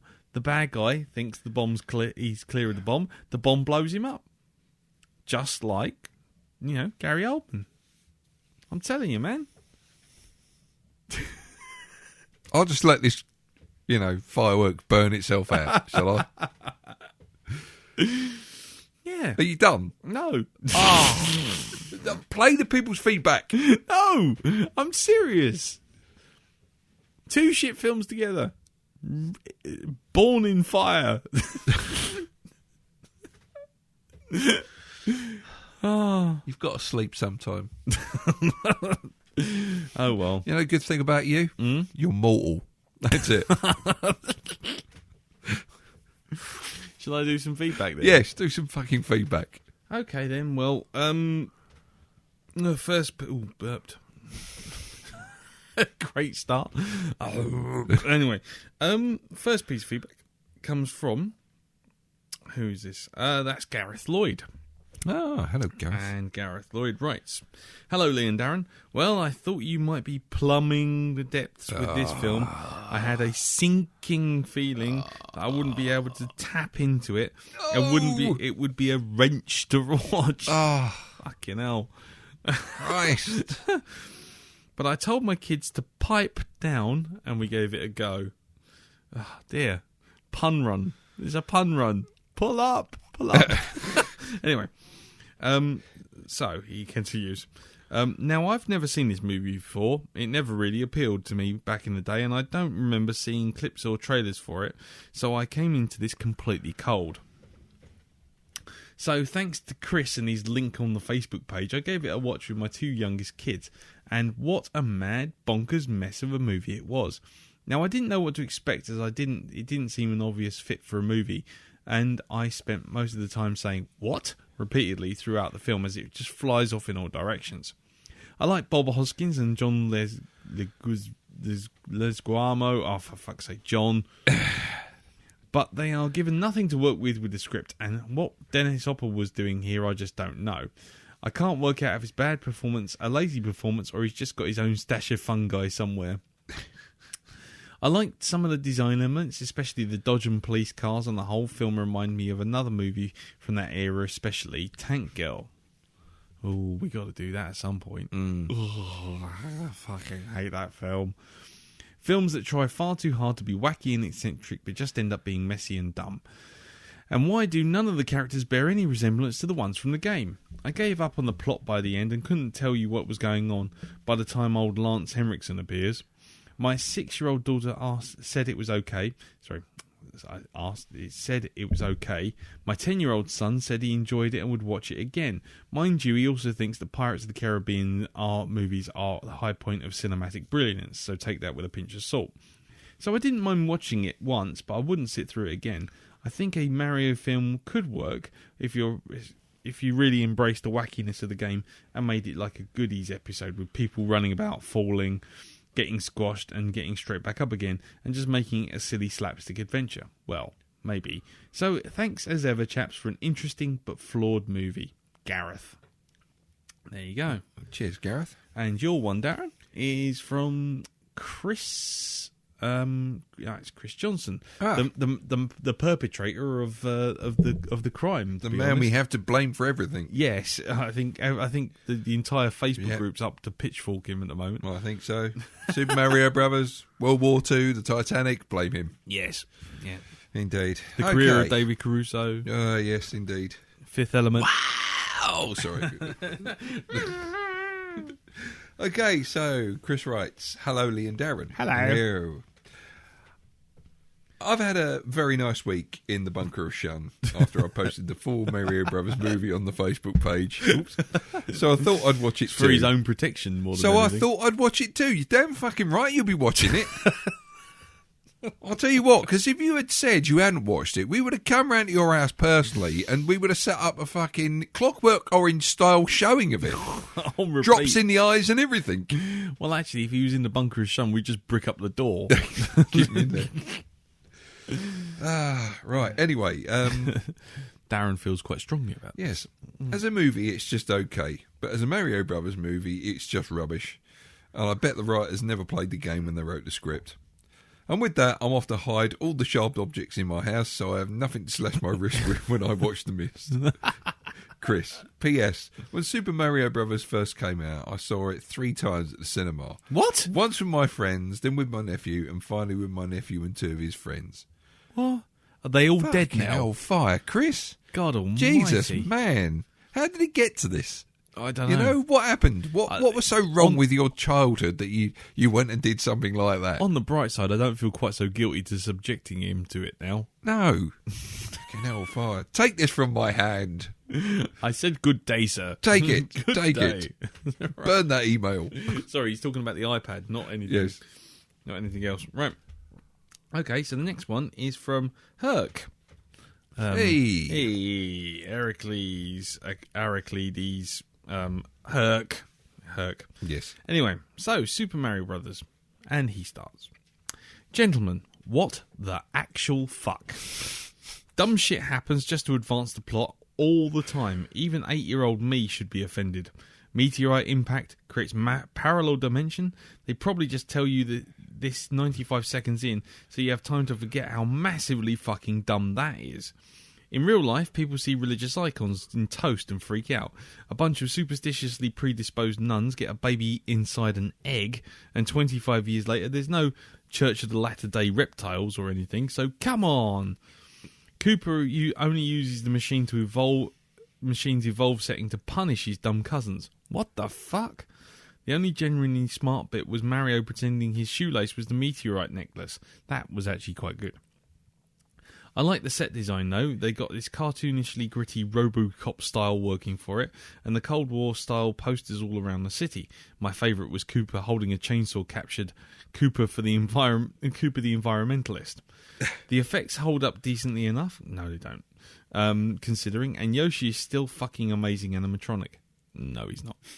The Goombas, nothing I've seen since has left me as conflicted as them. They're impressive practical effects. No, they're not. And I'm fascinated by their look. No, you're not. But I'm also completely repulsed by those tiny heads. All right, then. Yeah, you are. Yeah, you are. Anyway, the film's extremely formulaic. Car chase, Scapelli subplot, and the mattress ventilation shaft chase seems obligatory story beats. But after the Goombas lose their mattress, it cuts to them with one of them using the other as a mattress, and I laughed because it was unexpected and well timed. Sorry, I'm just thinking of the bit with them coming out of the actual shaft, and it just looks like they're having a bit more fun than they should be having, the way they're positioned. 2 butt fucking Goombas come flying out of a tube. Nice. That's what you never see that in Super Mario World. That's what this episode should be called. 2 butt fucking Goombas. There you go. Anyway. Which puts me onto two trains of thought. Maybe the script was written by 24 people, or one guy who couldn't take his meds consistently. Because there's some legitimately funny moments in this, and actually made me laugh out loud. There are 3 different sized plungers mounted on the Mario Brothers apartment wall, their version of samurai swords. Then Mario tidies up after Luigi. All he does is sweep the empty pistachio shells into the same bowl as his intact pistachio shells. In Dino Hatton, there's a movie theatre playing I Was a Teenage Mammal. Cooper introduces himself as Larry Lazard of Lazard, Condor-Dactyl and Cohen. Even Parallel Dimension Dino Hatton is incredibly Jewish. That running gag about Cooper ordering a pizza and wondering where it is actually pays off when someone contacts him on a walkie-talkie to tell him his pizza's arrived, just as he's about to confront the Mario Brothers. The elevator scene. Oh Lord, the elevator scene. Which brings me to the second point that might be a masterpiece of surrealism. I laughed so hard at the dancing Goombas, and when Luigi and Mario escape through the ceiling hatch, which the Goombas weren't facing in the first place, making the entire dancing ploy completely unnecessary, I laughed even harder. Plus, it's not just one scene. It starts with 2 Goombas on the 2nd floor, then Luigi starts 4 Goombas dancing on the 28th floor, and by the 63rd floor, there's 8 of the fuckers doing couples dances of their own volition. God help me, I think this may be one of the funniest scenes I've ever seen on film. Speaking of surrealism, the nightclub scene. The entire Big Bertha subplot makes no sense. None. But something about Mario and Luigi's spectacularly brash suits and Mario's dance with Bertha and her bizarre mood swings just makes it gloriously nonsensical. Maybe my brain just shut down and I inadvertently and diverted auxiliary power to postmodern irony systems. I think this film could have been decent, not for kids' surreal comedy, if they had not tried to tick so many boxes. I really do. I mean, the whole Meet My Father scene with Daisy, Luigi and the Fungus King is pure adventure time. The end tag is meta. Even Daisy returning to the Mario Brothers apartment in the end feels like a deliberate parody. But I just can't be certain. Here's the thing. I know it's stupid. I know it's cynical. I know it's inconsistently written. But I enjoyed the viewing experience. Maybe I have a brain tumour. Or maybe there's just enough good moments tinged with residual nostalgia. But I enjoyed watching this film. I wouldn't call it a classic. I know it's not good, but I watched it this sober on Friday night and I enjoyed it. It might be another 17 years before I rewatch it or watch it drunk with friends, but I can't say I dislike this film, and I might just give it a thumbs up because I doubt very much this is going to be the deciding vote or anything. I hope the Bunker of Shung has an Xbox. Herc. P.S. Spike is the garage attendant who joyrides the car in Ferris Bueller. P.P.S. I will never watch The Long Good Friday in quite the same way again. Thanks for that, Herc. Yeah, cheers, Herc. You're going to a special bunker inside the Bunker of Shun. Yes, we have a special place for you. And clearly you should lay off the bong water because you ain't sober, mate, if you found that funny. But there you go. Darren, yes. Would you like to read one of these? Yeah, go on then. Let's give it a read. Feedbacks. Go on, there you go. Read this missive. This done feedback. This done feedback. Yes. So who's it from? Okay, this is from Sean McGowan. Oh, Sean. Contributed to the single sentence review earlier yes. on. And Sean writes, Hey guys. Hey yes. Sean. Yes. I have to be honest. I got halfway through this piece of shit and really wanted to stop there and send in my feedback. But that would have been like using a cheat code, so I endured. All things considered, this film probably wouldn't be half as bad as it was if it wasn't based on a video game.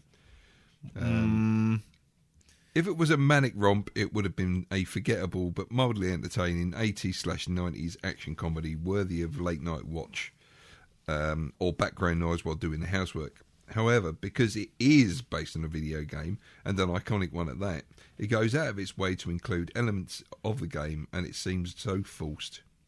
It would seem that instead of focusing on character development and plot, the filmmaker spent 2 hours trying to tell the story that had nothing to do with the game, then jamming as many characters and references from the game into that story. I'd also be willing to bet that some suit in Hollywood said, Hey, we need a Super Mario Brothers movie. Get me some B-movie scripts and let's turn them into Super Mario Brothers. Which might even be true if it wasn't for the fact that the script which started out wasn't the script that ended the film. But yeah. Okay. Nothing redeems this film. I love Dennis Hopper, Bob Hoskins, John Leguizamo. John Yeah, go on, Leguizamo. you do it. Go on. Okay, Leguizamo. That's it, Leguizamo. John Leguizamo. That's what we'll call him from now on. And Fisher Stevens. Right. Hell, I even get a kick out of Mojo Nixon. Who the hell's Mojo Nixon? I think that was the guy who played Toad. All right. And of course, like anyone of our era, I love Mario Brothers. But put them all together and you get a steaming bowl of shit soup. In the end, that was what this film is to me. Shit soup. With fungus growing out of it. And I shall never be back for seconds. Until next week, gentlemen. Sean. Oh, thanks you, very Sean. much, dude. Yes. And you can hear more of Sean, who is due to get married in a month. Yes, indeed. Yeah, to the lovely Melissa. You can hear them both on the Question Podcast, which is thequestionpodcast.com, isn't it? I think so, yeah. Yes, Yes. excellent. And you can also find it on iTunes. Go over there and give them some reviews, because they deserve them, because they are good. So there. Yep, show them some love. Show them some love. Right, next piece of feedback is from Jack P. Starro. Superhero! He's amazing, fast as lightning. Jack P. Starro. Eating biscuits. La la la. Watching bad films. Jack P. Starro. Anyway, sorry. Punches otters. Sorry. He's like the otter punching version of What? of Liam Neeson. Why is he? They're otters. If they have cubs, they're already dead. What the fuck?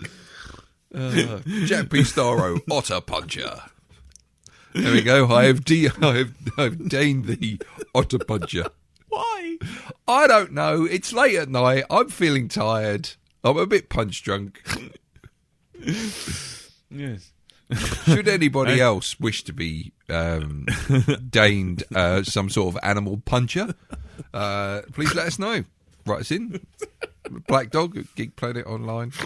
If they already have pups, we're already dead. And I shall deign the animal puncher of some kind. It's like a knighthood. You might get a free small fries or something when you go into Burger King. We're not giving them fucking... No, but if you mention that you are an animal puncher, you may get some sort of service. Hello. Serve me. I am Animal Puncher. I am Fred Blogg's Ocelot Wrestler. Yay. Right, okay. Okay, moving back to Jack P. Starro. Otter Puncher. Sorry. Otter Puncher. Dear Darren and Lee, first off, I'm delighted that you've decided to adopt my suggestion about doing a preamble reminiscence about the following week's film at the end of the previous week's podcast. At least I think it was my idea. I could be just tripping on the alleged hallucinogenic substances, though, as I remain convinced that about that thing where Jim Moon switched to your voices and erased everyone's collective memory is the truth. Okay. Maybe Jack P. Starro, delusional otter puncher. There you go. Delusional, yes, mad otter puncher. Yeah. Anyway, that notion could hardly be more strange or unsettling than the task you laid out before us this week. Super Mario Brothers. Fuck. I remember thinking this was pretty shit at the time, but in my teens, I guess, I don't know what I was actually expecting, as I didn't really bother to see it at the cinema, but it wasn't this. I remember being kind of annoyed that it bore so little resemblance to the game, and I've been told that there were supposedly cartoons at one point that had a greater resemblance to the world of weird shit seen in the 8-bit. But frankly, I suspect that such fuckery is probably the result of some more hallucinations. But no, this movie had very little visually to even conceptually tie it to the games. As hard as I am sure that would have been to do in live action, even if they had tried. Actually, do you know what? They did do cartoons. They certainly did, yes. A Super Mario Brothers cartoon. Super and Mario Brothers Mario Half Hour, wasn't it? Something like that. Super Half Hour. And each one of those had a better storyline than this fucking movie. They were off their tits, to be honest, those ones. Yep. Anyway, looking back at it now, I don't know why you'd bother. I mean, this is a terrible movie. You just can't easily imagine how it could have been good, regardless. How the fuck do you run Super Mario Brothers into a fucking narrative anyway? What did emerge though? Well, the script is bizarre, the concept's both cliched and nonsensical, and apart from dear old Bob Hoskins acting his little heart out, no one seems to be particularly engaged with the film. It really makes me wonder who the fuck they thought they were making this movie for. It's so visually unrecognisable as Mario Brothers, I doubt it would even grab the kids who were fans of the game. The tone is too sort of, well, not dark exactly, but it's just sort of unpalatably strange that I can't see what's appealing to children generally. It's far too stupid and random to entertain adults. Was this aimed at the post-Jurassic Park teenage demographic or something? I've no fucking clue. It stinks like a badger's ballsack is what. So there you go. Badger's ballsack. A badger's ballsack. Maybe that's what we'll call this episode. A badger's ballsack. Stinks like a badger's ballsack. I did have one new thought watching it, though, this time round. Something about the way the film is self-consciously strange but never remotely edgy, about how elaborately constructed world that never feels cohesive or real, and it's a manic production design that manages to look a lot like a lot of work was put into it, yet still comes off as cheap and shoddy. It strikes me as what you get if Joel Schumacher tried to make a Terry Gilliam film. That's it. I've had it. This is a piece of shit. Not even a guilty pleasure. Carry on, gents. All the best. Jack. Thanks, Jack. Thanks, Jack. Good luck with your rotter punching. Yeah. Give him a good old smack from me. There you go, Dal. Thank Here's you the very last much. one. It's the Written last feedback. one. Okay. And it's from Martin Thompson. Martin. So Martin writes, trust the fungus. Yes. Dear Lee Mario Blackdog and Darren Mario Blackdog. Oh, yeah, what was the shit with the Mario? What was the thing with the surnames? He writes anyway, I haven't seen Super Mario Brothers before, but it's a film I wanted to at one. It's a film I wanted to at one point. I was about 14 years old and a big Nintendo game fan, and vaguely recall the trailers, especially the shrunken-headed Goombas and Dennis Hopper's disappearing head. Not really sure what my past self would have thought of this, though, but watching it for the first time the other night, I enjoyed it. Oh, Martin! Fucking hellfire. I sat and ate with you on Friday night, Martin. Why? Why would you do this? Why? Oh. That's tainted the memories of those lovely burgers, but never mind.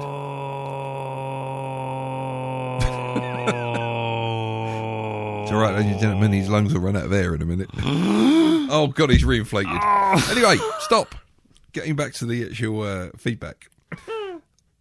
I didn't know they were still making cheesy films like this into the 90s. It feels like such an 80s production and hasn't dated it all well.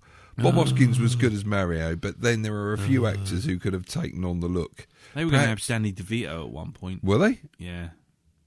And Kevin Costner was going to play Cooper. Really? Yeah. Okay. Bob Hoskins was good as Mario, but then there are a few actors who could have taken on the look. Perhaps just him and Dennis Franz from NYPD Blue. Dennis Franz. Or just get David Jason and Nicholas Lyndhurst. Actually, that's a good idea. And move the entire thing from Brooklyn to Peckham. At least SMB had plot ideas you could adapt, and the writers had a decent stab at creating a mythology around the game, even if the saving the princess plot gave way to the Shard MacGuffin. At least it felt like they had played the game. I don't know. The S&M future I felt I'd seen so many times before, and would come back for The Fifth Element. It was nice to see. Shut up. Yes. Shut up. Yes. Martin, you git. Yes. Yes. It was nice to see some of the game icons in there, such as the Bullets and the Bob-omb, which has Reebok written on its feet for some reason. Plus those suits. The Goombas were a nice creation, though. No, it weren't. Really hated the annoying Cooper cousins, though, and how did the king suddenly defungus at the end? Did someone throw a switch? It's hard to see why anybody except us bunch of idiots would seek this out, but it might make for a nice Sunday afternoon kids adventure. I can't say I'll watch it again, but it wasn't as bad as I thought it would be. Cheers, Martin. Oh, Jesus, Martin. Take this thing off me. Take it. Oops, No. I've just hit the microphone again. No. I'll just put that over there. No. I refuse to accept that feedback, even though it validates my Fifth Element. Are you going to set the iPad light now? Is that what you're going to do? Just to burn this data off? There we go. Purge. Yeah, purge. You can only kill it with fire. Expunge it. Do it. Thank you, Martin. Yeah, and cheers, I Martin. hope you get the help you deserve. Yes. Right. Okay. Well, it's just down to our one piece of MP3 feedback this week, which is, of course, Mr. Jim Moon of Hypnagoria, Hypnobob's fame. Yes. And, yes, you can hear his brilliant tribute to James Herbert, who passed away last week. You can hear that on his latest cast, which is on hypnagoria.com and on geekplanetonline.com and on iTunes. Right, so Jim, what did you think of Super Mario Brothers? Well, dearie, dearie, dearie bloody me. Super Mario Brothers, eh? Was that real, or did we just hallucinate the whole thing? Now, this wasn't the first time I'd seen this film. Or rather, I'd seen the second half of it on TV a few years ago, and I thought it didn't make any sense because I hadn't seen the beginning. How wrong I was. Because it doesn't make any sense even at the beginning. It continues not to make sense, goes on into outright nonsense, taking a detour through gibberish, tears down the main boulevard of Bollock City before coming completely off the road, crashing in a crumpled heap against the cold granite walls of the great bank of incomprehension. Now, despite my sense and reason being hospitalised in the most brutal fashion, I was of a generous nature and thought perhaps I didn't understand what was going on because I'd never had any interest in playing a cocking little plumber and making him jump about like a twat. However, reading up on the games, I find that, no, there's no answers there either. This film is just demented. In fairness to my Luddite and probably heretical view of Nintendo games, the only thing it actually has in common with the actual original franchise is that doesn't make any sense either. I mean, plumbers, rescuing princesses, jumping on mushrooms, collecting coins, what the fuck is that about? No, I much prefer my games to be about sensible, down-to-earth things, like mindless violence and commanding troops by their thousands to the death. But hey, that's just me. And I can't by any stretch of the imagination imagine that any fans of the various Super Mario Brothers games will be particularly impressed with this movie, for it might as well been called Stuart Fabio Motherfuckers, for all the connection it actually had to the original source material. However, I will say, I didn't hate watching this movie. I couldn't tell you in any detail what actually happened or what was going on, but it certainly was an interesting experience, and I wasn't bored or screaming in anger and severe frustration at the screen, like some other cunt-flat movies I could mention. Transformers 2! I mean, yes, it's not a car wreck of a film, but what a strange, bizarre car wreck of a film it really is. And it leaves you with many lingering, profound questions, such as, who on earth thought this was a good idea? Who signed off the script? Why did Nintendo approve it? And, finally, what were they on when they made it? And where can I get some? And if you have the answer to any of those, please send them to me on a postcard to... No, strike that. Just send me the drugs and hookers. We'll cut out the middleman. Thank you very much for that, Jim. Yes, if we could find anything the writers were on, trust me, we would have been on it at least 3 hours ago. We'll let you know, Jim. Yes, we'll forward it on. Don't worry. Just look out for any small white packets in the post. Anything with a mushroom. Well, actually, what was that fucking thing when he did Trust the Fungus and he did that whole fucking thing with the umbrella? Oh, I don't fucking know. What the fuck was that about? I gave up caring about then. It's just gibberish. Mm-hmm. Right, okay, anyway, moving on. So, there you go. Super Mario Brothers, fuck you. There you go. Mm-hmm. Fuck you right in the fucking springy shoes. That's all I can say. Right, well, thank you very much for that. And that's the end of that. So now it's time to move on to our next film. So, our next film is going to be the adaptation of the short story by Stephen King, which was done by Frank Darabont, called The Mist. Probably not the most cheerful of films. No. I'll be honest with you. What did you think about this when you first saw it, Dal? Loved it. You loved it? Yep. And is there anything about it you didn't like? Or how did you see it? When did you see it? Did you know anything about it when you saw it? I'd already read the Stephen King short story of the same name. And I really like that story. Mind you, I like the good few stories in Skeleton Crew, which is the book it originally comes from. Right. Which I don't know if it's a Bachman book. One of Yeah, these I think it Richard is. Bachman. Yeah. So, yeah. Standalone story, of course. I can't think of anything I didn't like about it. Okay, did you watch it in colour or black and white? I watched it in colour, so this time I might watch it in black and white. Right, because my memories of this was I had no idea how they were going to end it, because I remember that story. That story followed on from my other favourite short story from King, which was The Jaunt. Yes, that's which another is a brilliant little short story. And basically, the mist in the book basically ends with the car just driving off into the mist, and there's no redemption, no hope, no idea, nothing. They do mention about the big foot that appears by. Oh, yeah. It's like a diary entry, and then that's the last one. That's the last diary entry, but that's it. So you don't get really an idea what's going on. So I was kind of interested because I didn't know how this film was going to play out.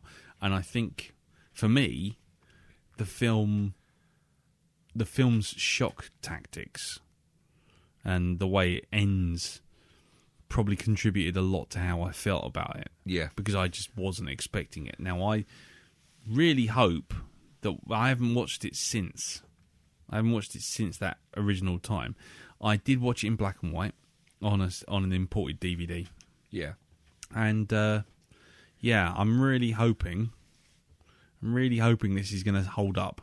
But I also know that a lot of the elements that that I was talking about with In the Flesh last week or the week before, about that sort of like standard, once humanity goes mental, they all turn into sheep and they all just go, no, let's follow the God, sort of thing. Mm-hmm. That always winds me up. So I'm hoping that won't be the case this time. That suddenly I realise where it's going. You'll see when you get but we'll when you see. watch it again. But I did genuinely like this film. I think, but mainly I think it was because of the shock of the finale. I think the finale I think it's great. I think it's a very brave film because you don't really see many Hollywood movies taking a risk with their material. So there you go, ladies and gentlemen. That was our thoughts on The Mist before we've seen it again. Looking forward to it. Looking forward to seeing it again.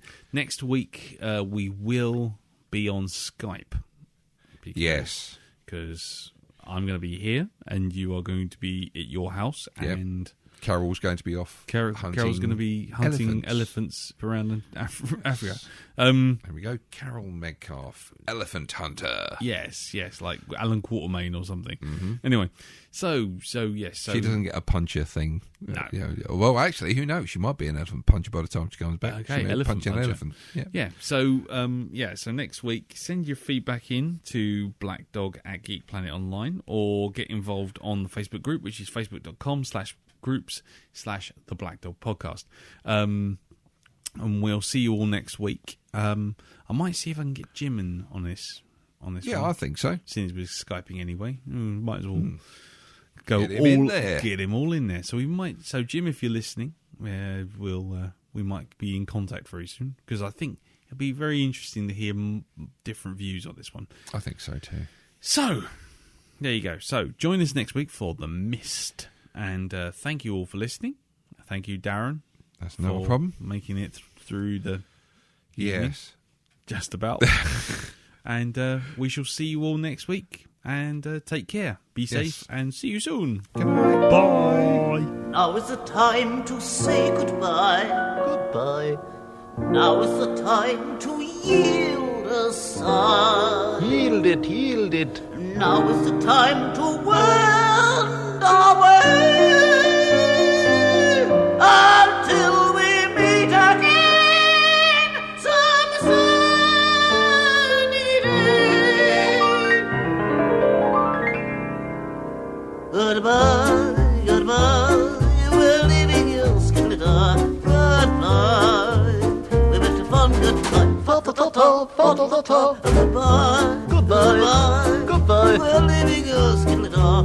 Goodbye.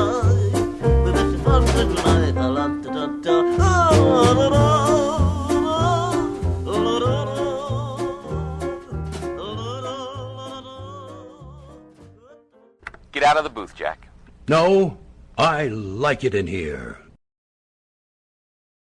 Well, wickety wild wild west, Smith. Jim West Desperado. Yeah. Don't come now, Donado. Yar! Yar! Yar! Wicker Man, yar! You don't want to see my hand where my hip be at. You don't want to see my hand when it shakes reacts. Now, who you going to call? Not the Ghostbusters. JBs. What the fuck? I'm the quickest there is. I'm the slickest there is. Did I say I'm the quickest there is? No. No? Okay.